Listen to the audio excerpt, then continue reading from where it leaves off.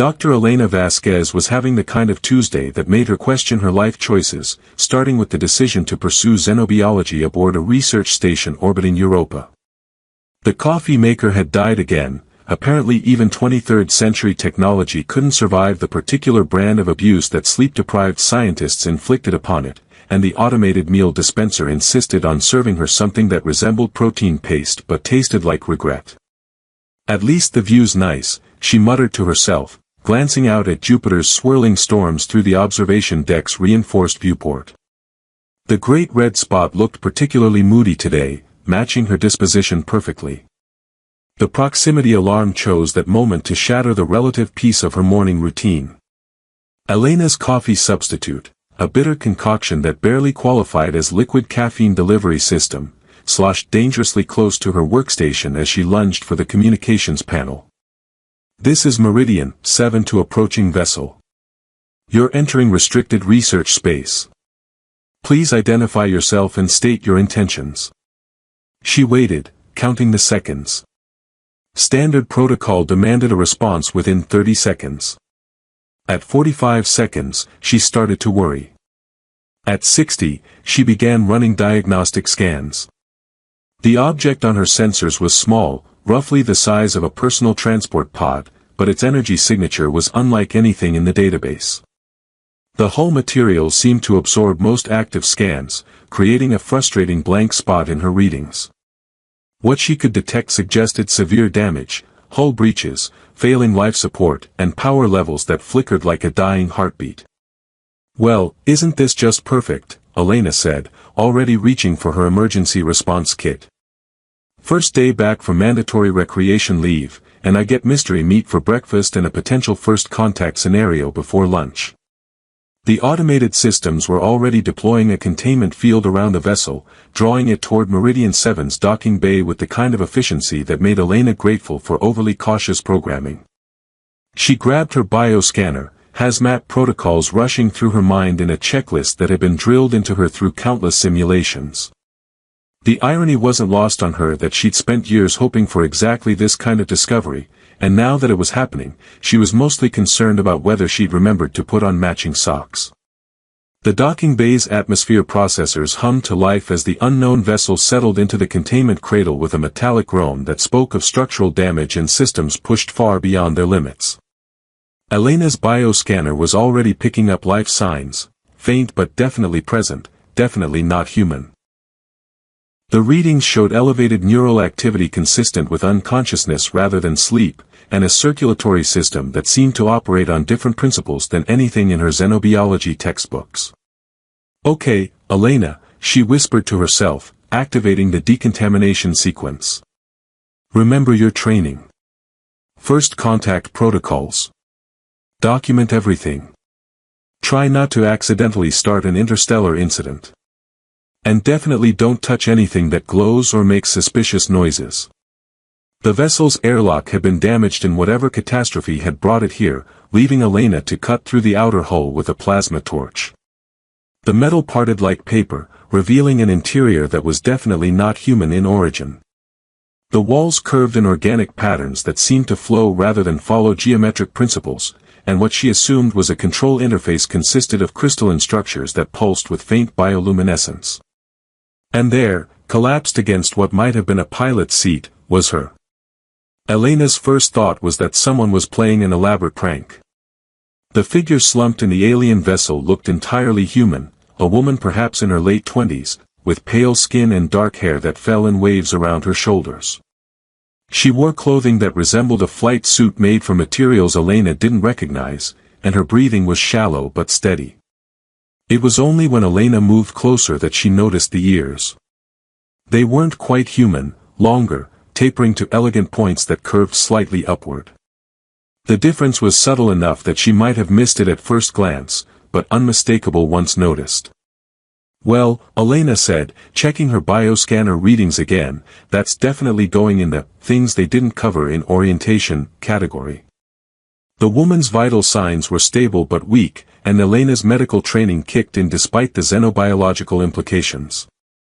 She needed a blood sample for analysis, needed to understand what she was dealing with before attempting any treatment.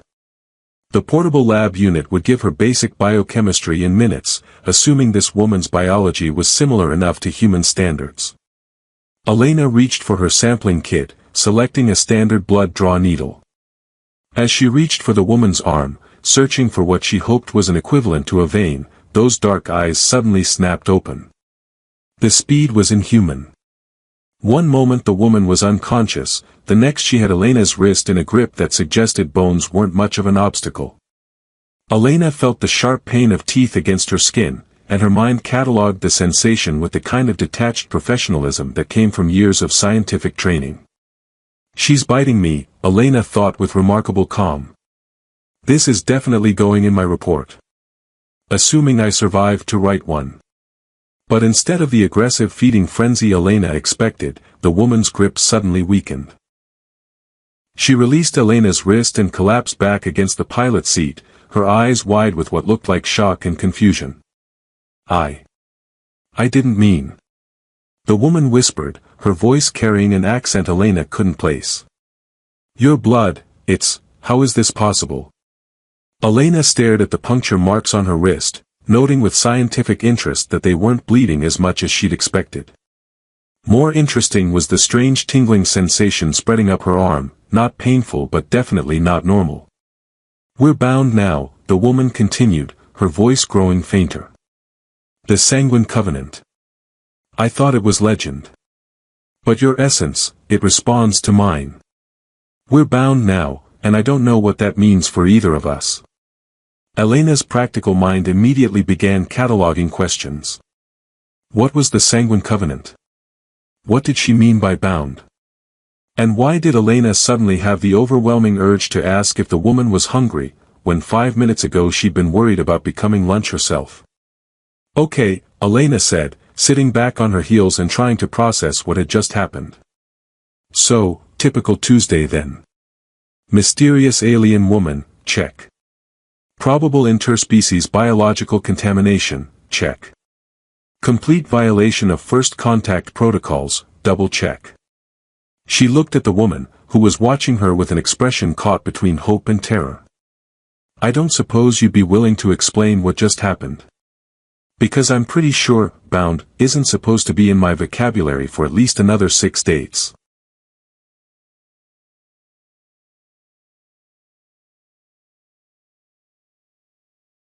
Elena's private laboratory had never felt quite so much like a confessional booth, complete with the awkward silences and a nagging suspicion that she was about to admit to something that would fundamentally change her life.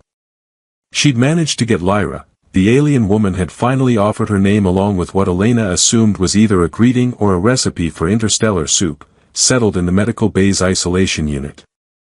The transparent aluminum barriers were supposedly strong enough to contain a rampaging Martian sand bear, though Elena suspected they'd never been tested against whatever Lyra actually was. So, Elena said, reviewing the blood analysis results on her tablet for the 3rd time in 10 minutes, the good news is that you're not immediately dying. The bad news is that according to every biological principle I know, you shouldn't exist. Lyra shifted uncomfortably on the medical table, her pointed ears twitching in what Elena was beginning to recognize as embarrassment. I'm sorry. I know this complicates things for you. Complicates is one word for it, Elena muttered, highlighting another impossible reading. Your cellular structure is similar enough to human that we can share biological materials, but different enough that your blood is essentially performing tricks that would make a quantum physicist weep. And that's before we get to whatever happened when you bit me. The memory of that moment sent another wave of the strange tingling sensation through Elena's nervous system. She'd been monitoring her own vital signs obsessively since the incident, and the results were both fascinating and terrifying. Her reflexes had improved by 15%. Her hearing was noticeably sharper. And she'd caught herself unconsciously mimicking some of Lyra's mannerisms, particularly the way her ears moved in response to emotional states. The bond, Lyra said quietly, it's not supposed to happen with outsiders. My people, we have stories about it, but they're ancient. Cautionary tales, mostly. Cautionary tales are never good, Elena said, pulling up a chair closer to the isolation barrier. They usually involve someone getting eaten or transformed into something that frightens small children. Lyra's mouth quirked upward in what might have been a smile. Not eaten, exactly. The Sanguine Covenant creates a symbiotic relationship between two individuals. Their life forces become intertwined. Define intertwined, Elena said, already dreading the answer. Shared strength, shared emotions, shared longevity. Enhanced abilities for both parties. And... Lyra paused, her ears drooping slightly. Dependency. Of course there's dependency, Elena sighed. There's always dependency. What kind of dependency are we talking about here? Weekly check-ins. Monthly blood donations. Annual awkward family dinners. More like daily proximity, Lyra admitted. Extended separation causes physical and mental distress for both parties. The bond strengthens over time, but it also becomes more demanding. Elena stared at her tablet, watching her own bio readings fluctuate in real time. Her cortisol levels were elevated, but not in a stress pattern. Her brain activity showed increased synchronization between hemispheres, and her neural pathways seemed to be developing new connections at a rate that should have been impossible. Lyra, she said carefully, what exactly are your people? We call ourselves the Zirian. We're from a world about 40 light-years from here, in what you probably call the Kepler 442 system. Lyra's expression darkened. Or rather, we were from there. Most of my people are dead now. The casual way she delivered that information hit Elena like a physical blow, followed immediately by a surge of grief that definitely wasn't her own. She gripped the chair arms, trying to separate her emotions from whatever was bleeding through their apparent connection. A plague? Elena guessed. Something like that. It started about 50 years ago. Our people began changing, becoming feral. They lost the ability to form the controlled bonds that sustain our civilization. Instead, they became mindless predators, feeding indiscriminately. Lyra's hands clenched into fists. The plague spread faster than we could contain it. Those of us who remained unaffected were forced to flee. And you ended up here, Elena said. Looking for what, exactly? A cure. A way to reverse the changes in my people. I've been traveling between systems for the past 5 years, studying different forms of life, hoping to find something that could help. Lyra looked directly at Elena through the barrier. I never expected to find a species compatible with the Covenant. Elena's tablet chimed with another analysis result.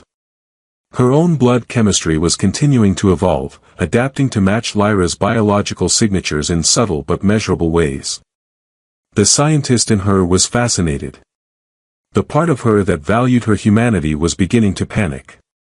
So let me get this straight, Elena said, standing up to pace the small laboratory. You're a refugee from a plague-ravaged world. I'm apparently the first human in history to be biologically compatible with your species' mystical bonding ritual, and we're now stuck with each other in a relationship that makes military deployment marriages look casual. That's surprisingly accurate, Lyra said. And I suppose there's no way to reverse this? Lyra was quiet for a long moment. The ancient texts suggest that breaking an established covenant bond would be traumatic. Potentially fatal. Of course it would be, Elena said, slumping back into her chair. You know, when I was a kid, I wanted to be an astronaut. Explore strange new worlds, meet fascinating alien species, maybe make some groundbreaking discoveries. I had very romantic notions about the whole thing. I'm sorry, Lyra said again. Don't apologize, Elena replied, surprising herself with how much she meant it. I mean, yes, this is definitely not how I planned to spend my Tuesday, but... She paused, considering the odd sense of completeness she'd been feeling since their encounter. How are you feeling? Physically, I mean. Better than I have in months, Lyra admitted. The bond, it's providing me with energy I haven't had since I left home. And you? Elena considered the question. Her chronic insomnia had vanished. The persistent joint aches from years of low-gravity living were gone. She felt more alert, more physically capable than she had since her academy days. Actually, I feel pretty good. Which is either a positive sign or the psychological equivalent of Stockholm Syndrome. I should also mention, Lyra said, her ears twitching nervously, that the bond allows for some shared experiences. What kind of shared experiences? Dreams, primarily. Sometimes memories. Occasionally, if the bond is strong enough, shared consciousness during periods of high emotional stress. Elena stared at her. Shared consciousness. You mean like, I might suddenly know what you're thinking? Or vice versa? Right, Elena said, running a hand through her hair. Because personal privacy was definitely overrated anyway. She looked at Lyra, who was watching her with an expression of anxious hope. You know what the really ridiculous part is? 3 hours ago, my biggest concern was whether the food replicator would stop serving me breakfast paste for dinner. Now I'm apparently part of some cosmic biological merger that may or may not save your species from extinction. When you put it like that, Lyra said, and Elena was startled to hear genuine amusement in her voice, it does sound rather dramatic. Dramatic is my middle name, Elena replied. Well, actually it's Marie, but dramatic sounds more appropriate for the circumstances. Commander Harrison had the unsettling ability to appear in doorways at precisely the wrong moment, a talent that Elena suspected he'd either learned at command school or inherited from particularly nosy ancestors. This morning was no exception. Elena had been attempting to explain to Lyra why human breakfast foods didn't typically glow when the commander's bulk filled the laboratory entrance like an ominous shadow with administrative authority. Dr. Vasquez, Harrison said in his carefully neutral tone that suggested he was already composing the incident report in his head, I've been reviewing the overnight sensor logs. There seems to have been some unusual activity in your sector. Elena's newly enhanced hearing picked up the subtle acceleration of Lyra's heartbeat from the medical bay, along with what sounded suspiciously like muffled giggling. Apparently, the bond was transmitting her own nervous amusement back to her alien companion, creating a feedback loop of barely contained hysteria. Unusual how?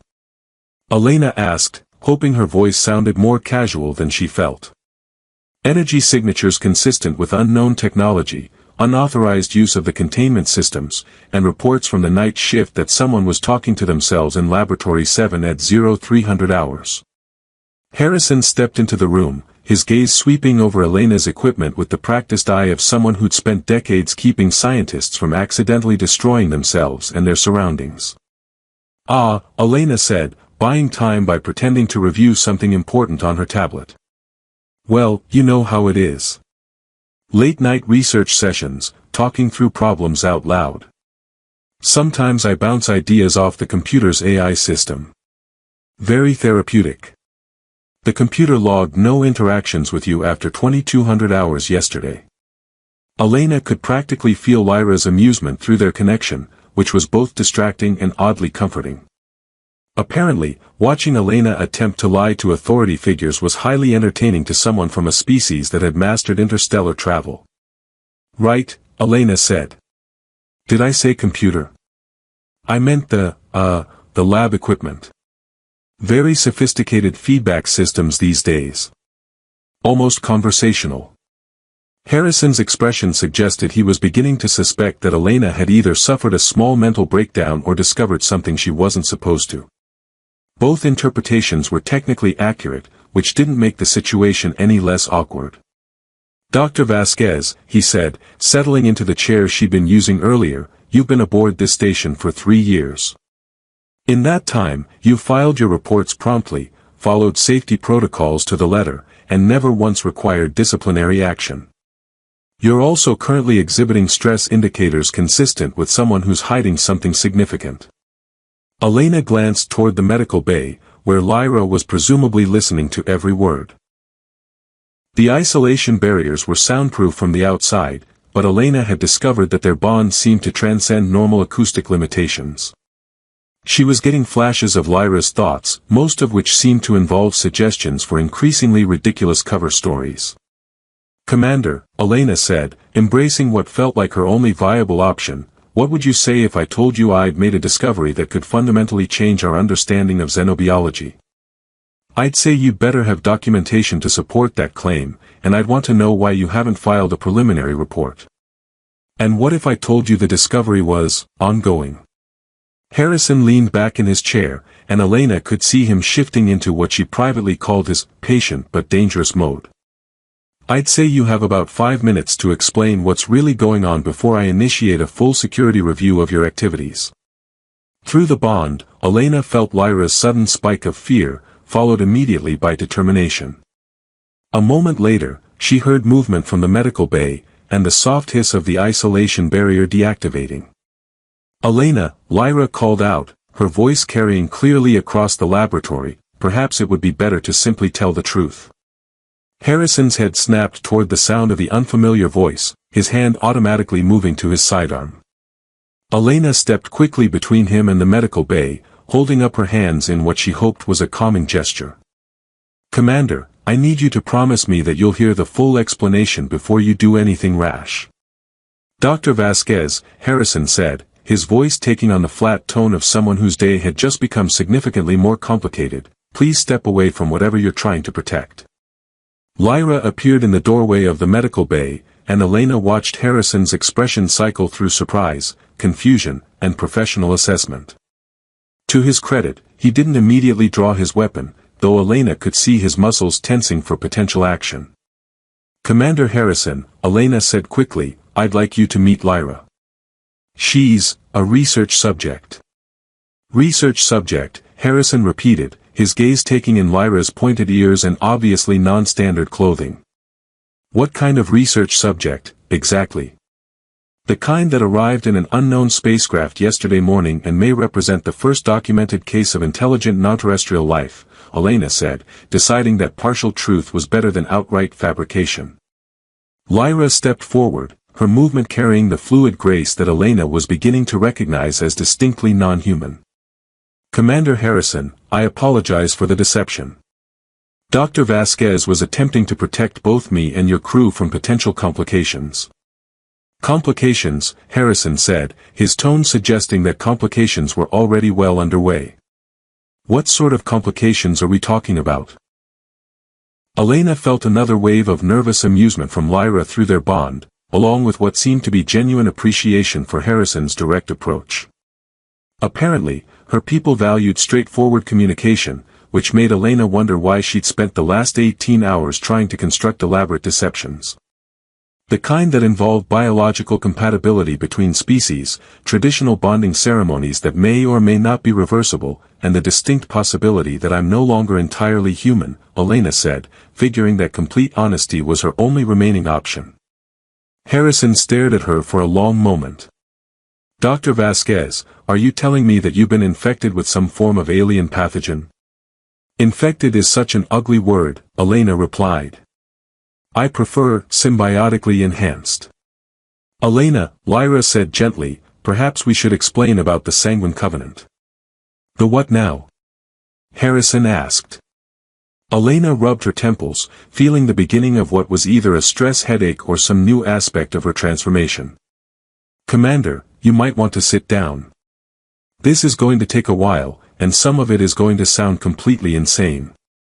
Dr. Vasquez, Harrison said, settling back into his chair with the air of someone preparing for the worst, in my 30 years of military service, I've learned that the universe has a particularly twisted sense of humor when it comes to defining insane.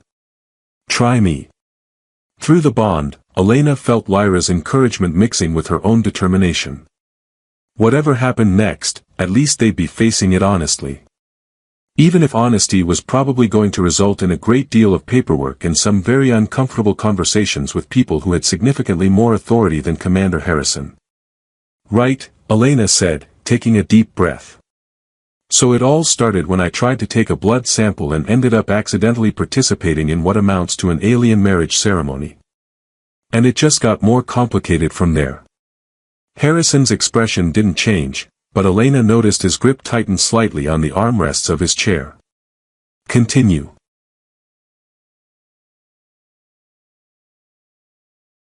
Elena discovered that explaining an alien bonding ritual to a career military officer was remarkably similar to defending a thesis, except with higher stakes and significantly more potential for someone to end up in a detention cell. Commander Harrison had listened to their explanation with the kind of professional patience that suggested he was either remarkably open-minded or quietly calculating the most efficient way to contain what he probably considered a xenobiological contamination event. "So let me understand this correctly," Harrison said after they'd finished outlining the basic parameters of the Sanguine Covenant.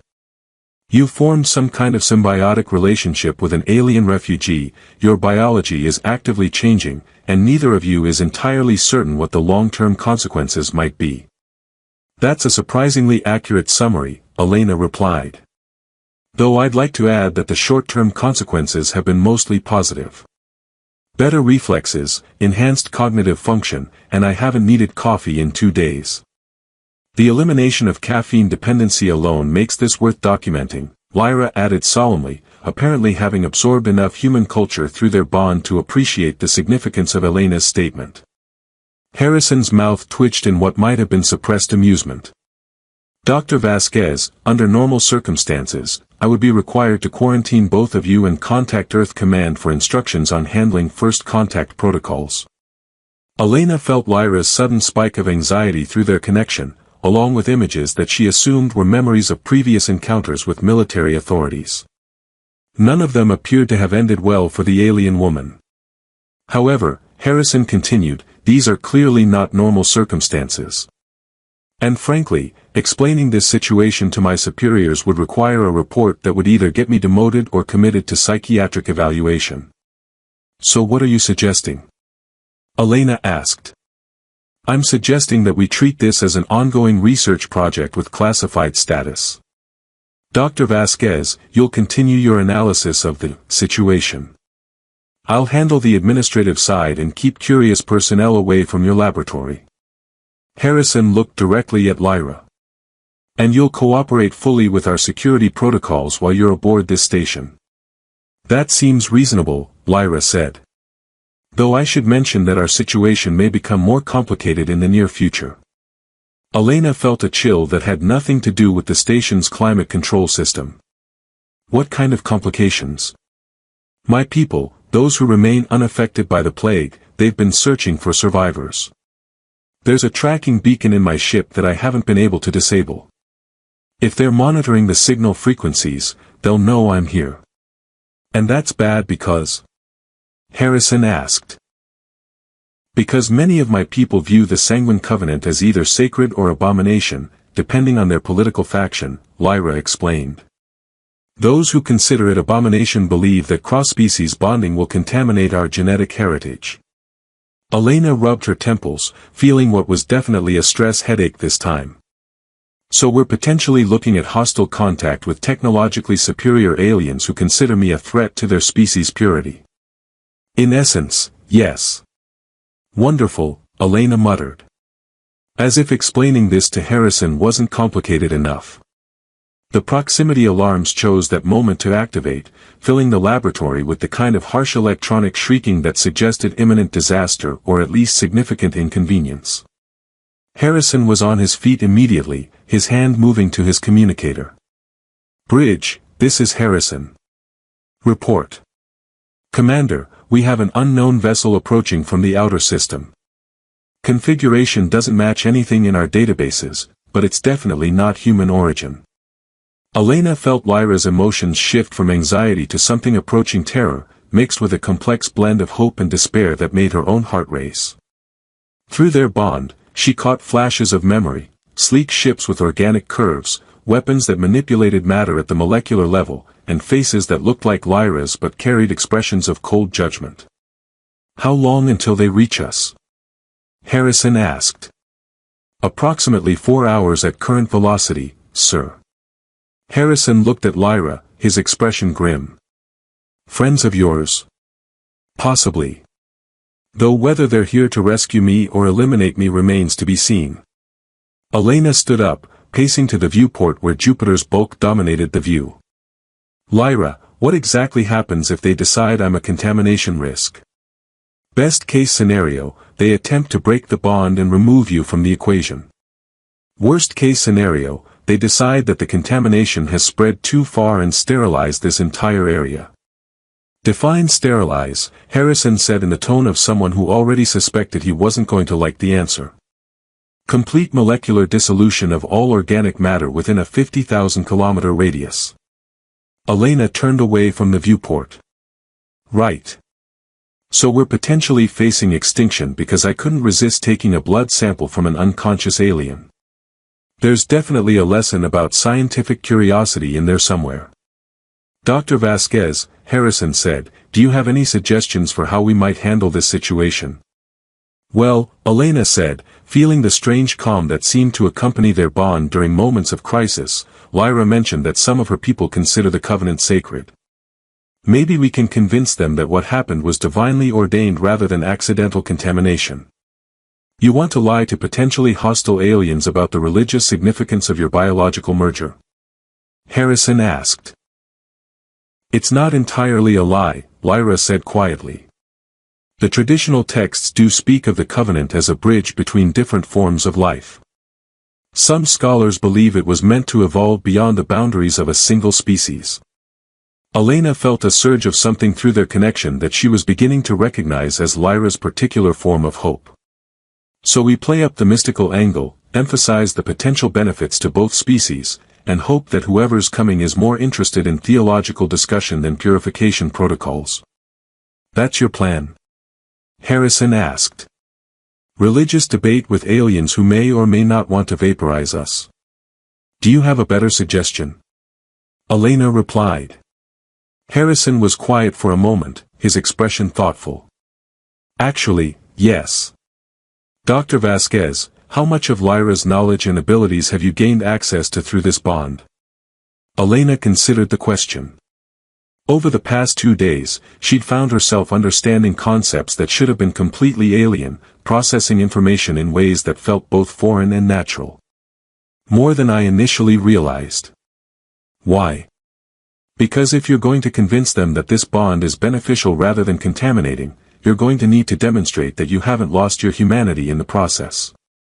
You're going to need to prove that two different species can coexist without losing what makes them unique. Lyra moved closer to Elena, and she felt the alien woman's gratitude mixing with her own determination. Commander Harrison, you realize that you're essentially asking us to stake the survival of everyone on this station on our ability to represent successful interspecies cooperation. Dr. Vasquez, Harrison replied, in my experience, the universe has a way of putting people in impossible situations to see what they're really made of. The question is, what are you and Lyra really made of? Elena looked at Lyra, seeing her own resolve reflected in those dark eyes. I guess we're about to find out. The Xerian ship hung in space like a crystalline predator, its organic curves reflecting Jupiter's light in patterns that hurt Elena's human eyes but somehow made perfect sense to the part of her consciousness that now shared Lyra's heritage. Through the bond, she could feel her companion's complex emotions as three figures materialized in Meridian 7's main docking bay, their forms shifting from energy to matter with the casual efficiency of a species that had mastered technologies humanity was only beginning to theorize about. Well, Elena said, adjusting the formal diplomatic sash that Commander Harrison had insisted she wear, at least they're not immediately shooting at us. I'm choosing to interpret that as a positive sign. The lead figure stepped forward, and Elena realized she was looking at what Lyra might have become without the years of exile and desperate wandering. This woman carried herself with the authority of someone accustomed to being obeyed, her pointed ears adorned with crystalline jewelry that pulsed with soft bioluminescence. When she spoke, her voice carried the musical quality that Elena was beginning to associate with the Xerian language. I am Counselor Vara of the Sanctified Fleet, she said, her English accented but precise. We have come for the lost child Lyra, who has violated the sacred boundaries of our kind. Counselor Vara, Elena replied, stepping forward with what she hoped was appropriate diplomatic confidence, I'm Dr. Elena Vasquez. Before we discuss violations, perhaps we should talk about discoveries. Vara's gaze shifted to Elena, and she felt the uncomfortable sensation of being evaluated by someone whose standards of judgment were completely alien. You are the contaminated human. Your life force carries the signature of the forbidden bonding. Actually, Elena said, I prefer to think of myself as enhanced. And I'd like to suggest that what you call contamination might be evolution. Through the bond, Elena felt Lyra's surge of pride mixed with terror, along with something that felt like ancestral memories stirring. The knowledge came to her as naturally as breathing. The sanguine covenant wasn't forbidden because it was dangerous to individuals, but because it threatened the rigid social structures that had defined Xerian civilization for millennia. Counselor, Lyra said, moving to stand beside Elena, the bond has shown me things that were hidden in our oldest texts. The covenant wasn't meant to be contained within our species.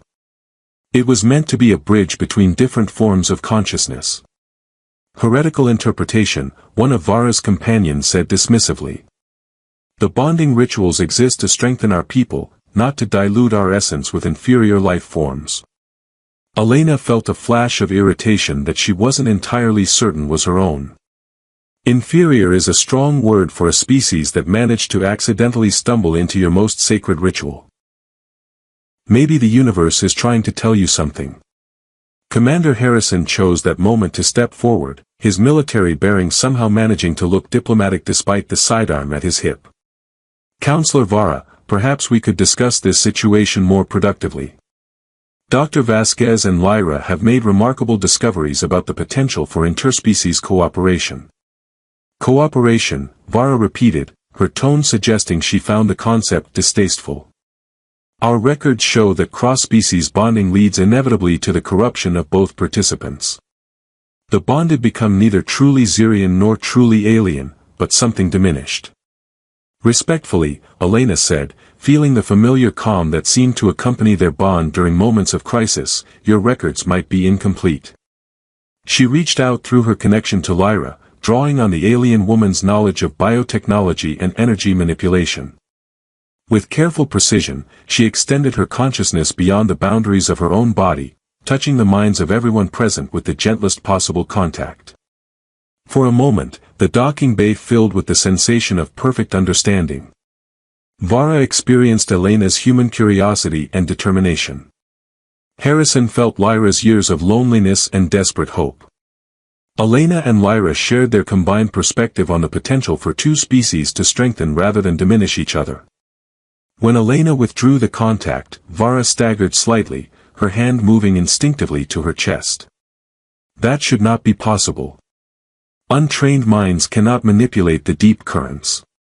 Maybe untrained is the wrong word, Elena said. Maybe we're just learning different lessons than the ones you expected. Lyra stepped forward, her voice carrying new confidence. Counselor, the plague that destroyed our homeworld, it began when we lost the ability to form proper bonds.